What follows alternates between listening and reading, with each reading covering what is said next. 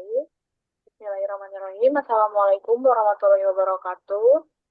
Selamat malam, Bapak, Ibu, dan teman-teman semua. Saya Nengti Karantika bersama rekan saya Sabrina Cahaya Rachmadanti dan Puji Rahayu. Di sini kami akan mempresentasikan hasil praktikum Sistem Komunikasi Bergerak pada modul 5 yang berfokus pada corporate planning.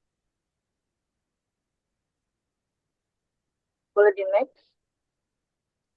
Oke, pertama-tama saya akan menjelaskan apa itu corporate planning. Nah, di sini corporate planning merupakan suatu bentuk perencanaan dalam membangun jaringan di suatu daerah yang berdasarkan luas wilayah atau cakupan. Perencanaan ini bertujuan untuk menentukan kebutuhan jumlah site sesuai dengan luas wilayah cakupan yang ada. Boleh di next?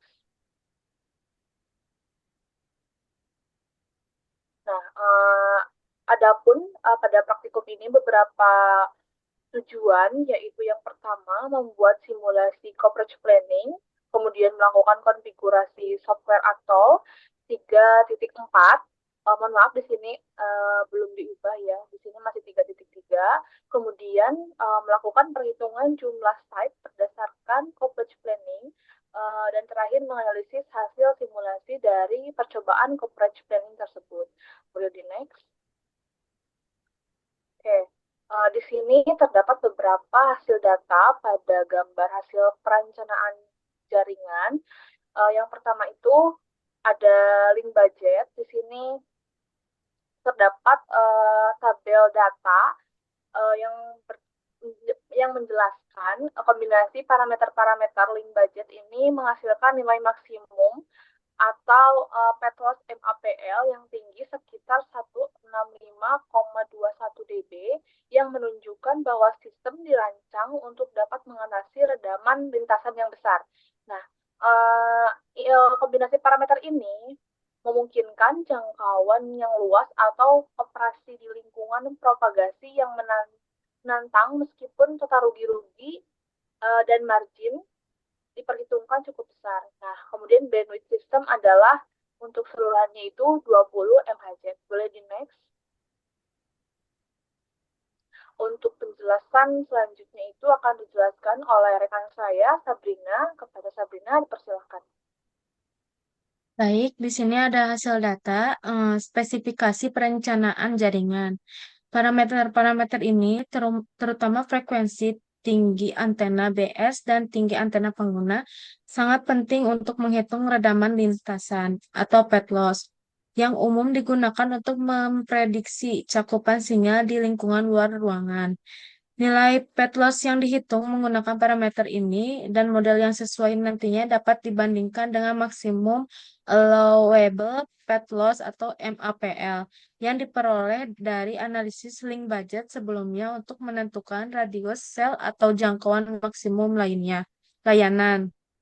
Next. Kemudian di sini ada hasil perhitungan coverage dan jumlah set. Berdasarkan perhitungan ini, dengan radius sel sekitar 750,56 meter, dibutuhkan sekitar 20 set untuk mencakup area seluas 30 30.181 meter persegi jumlah set lokasi base station. Sebanyak 20 ini diperoleh dengan membagi luas wilayah dengan luas cakupan coverage. Next.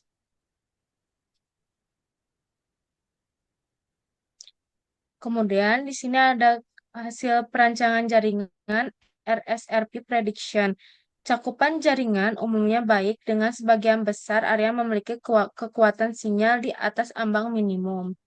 Namun di sini terdapat potensi masalah pada area biru yang kemungkinan mengalami sinyal lemah dan bisa menyebabkan lambatnya kecepatan akses internet pada area yang terdampak. Next.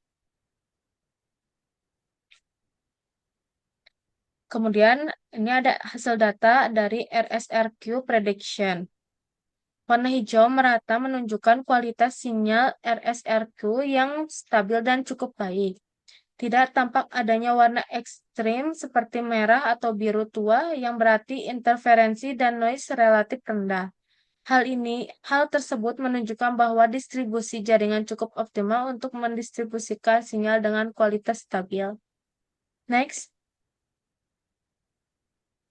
Nah, selanjutnya akan dijelaskan oleh Puji Rahayu. Dipersilakan. Hasil data berikutnya yaitu terdapat alokasi PCI.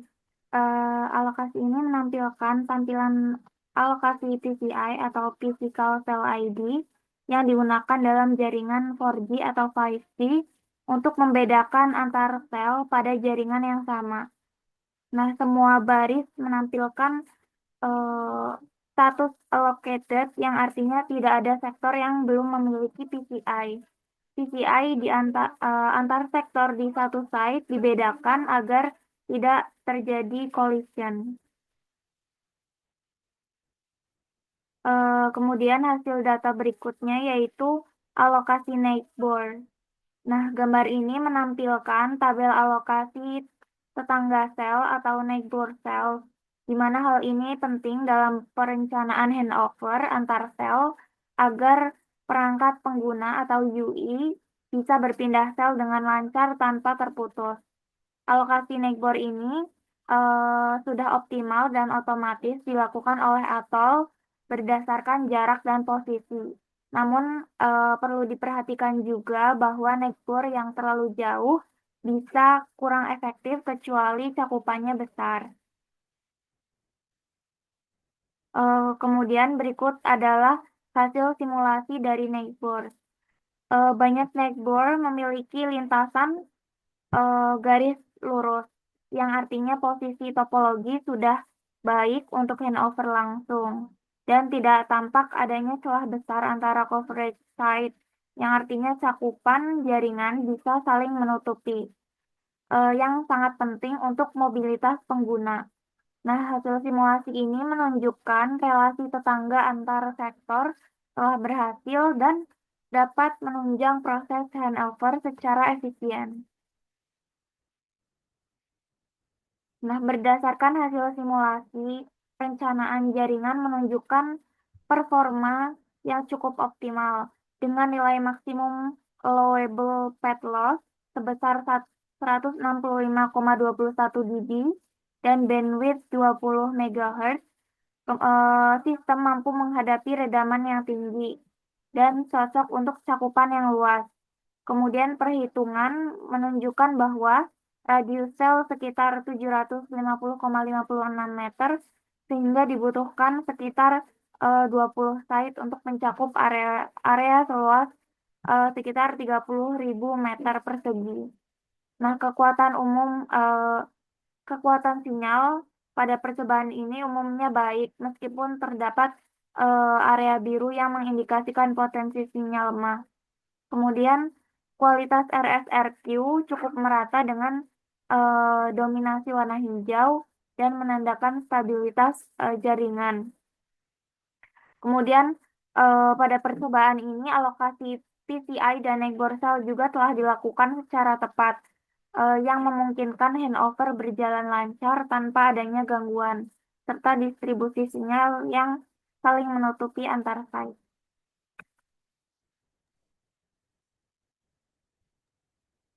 Oke, demikianlah kesimpulan dari percobaan praktikum modul 5 ini. Kami mohon maaf jika terdapat banyak kesalahan dan kekurangan dalam penyampaian kami. Semoga ilmu atau presentasi yang kami berikan itu bermanfaat. Terima kasih. Wassalamualaikum warahmatullahi wabarakatuh.